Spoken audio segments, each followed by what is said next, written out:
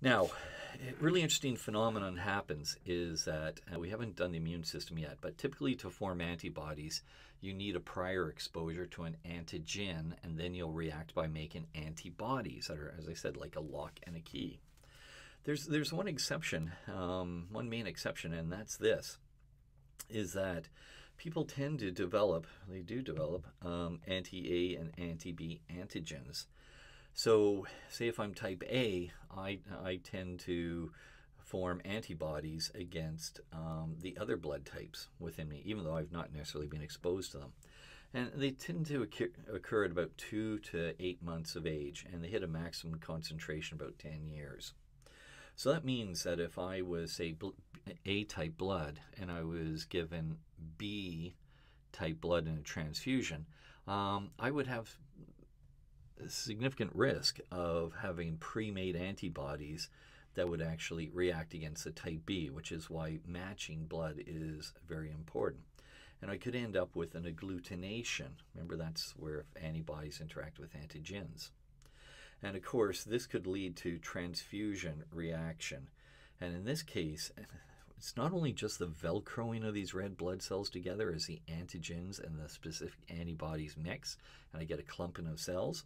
That clumping of cells does a number of things, which again, we'll talk more about in the immune system. But one of the consequences is that the clump of cells can block small blood vessels. They can also hemolyze, basically the red blood cells break open. The hemoglobin can get released, and the hemoglobin can have very nasty effects on the kidneys and potentially lead to acute renal failure. This diagram is just showing what I was talking about, is that we see here are the red blood cells, here are the antibodies that are binding on to the specific antigens that they're trained to react to. And you can see how I end up with a clumping together of red blood cells. And here, just once again showing you one of the possible issues, that if I get a clumping of red blood cells, and certainly that's going to make blood flow into some of these capillaries very difficult, or smaller blood vessels. Now, just a little bit of background about these specific ones. We often refer to the universal donor, and that's type O. It's the most common blood type. As I said, the backbone's there, but the side chains are missing. Now, type O, we do call it a universal donor because if you're type A, type B, or type AB, your body would not see that basic backbone, that of the antigen that's on type O, as being something foreign. Now, often what happens is if you were to receive a blood donation from a type O individual, they may give packed cells. And the reason they do that is because, remember, there's other proteins that can be in the plasma that you could react to potentially. So they try and get rid of all that, and they just pack down the cells and give you the cells. Now, so that's universal donor. We also have a universal recipient, someone who can receive potentially all blood types. And that is someone with AB, because their body would know that if it saw an A antigen, it's not a problem because they already have that. If they see a B antigen on a cell, once again, not a problem because their cells have it. And remember, an O, it's a common backbone to all of them. So once again, not a problem. Now, there's another factor that we often hear about, and that's the RH factor. Just a little background, RH was first identified in rhesus monkeys. And not surprisingly, if you look at this, RH for rhesus. And there's variants of it. There's C, D, and E.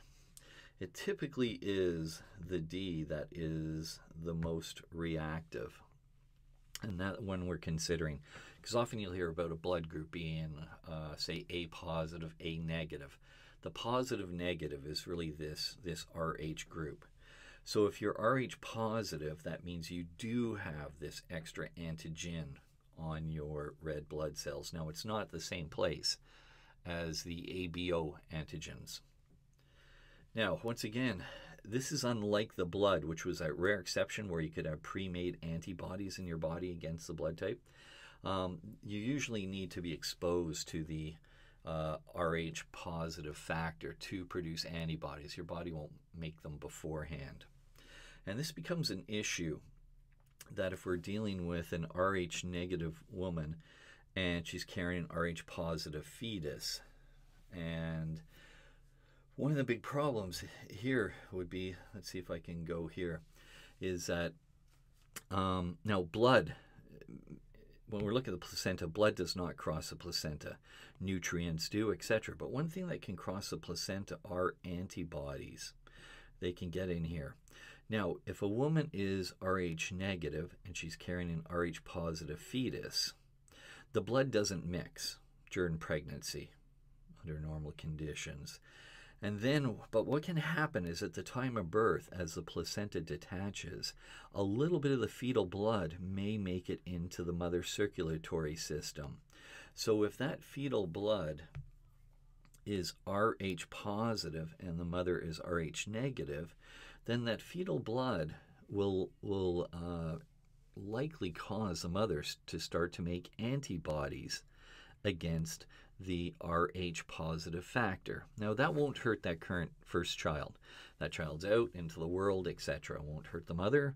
The mother will just make antibodies against it. So we end up with a state where the mother now has anti-D antibodies. Now, if she happens to have a second pregnancy and the child is Rh positive, the mother has these pre-made antibodies that potentially could attack the red blood cells in the fetus. And as I said earlier, antibodies can cross the placenta. And in that case, we can end up with something called hemolytic disease of the newborn. As I said, if it's an Rh negative mother, if she forms antibodies against Rh positive, it's not the first child she has where there's a mismatch between Rh positive and negative. It's the second and subsequent children that she may actually form these Rh positive antibodies that could then cross the placenta and potentially have an effect on future children or fetuses in their development. There's a way to mitigate this, and that is one name of it is ROGAM, which stands for RH, negative, GAM for gamma globulin. It's given to pregnant Rh negative women. And what happens is these are basically pre-made antibodies that would, as a placenta detaches and you get a mixing of the blood from the Rh positive fetus into the Rh negative mother, these pre-made antibodies will basically sort of vacuum up, get rid of the fetal cells in the mother's circulation before her own immune system attacks. Now, of course, these antibodies that we're given are only a temporary protection, and they will disappear over time, and everything should be fine. Okay, we're going to end it there, because the next time we're going to come back and we're going to talk about some of the other elements in the rest of the chapter.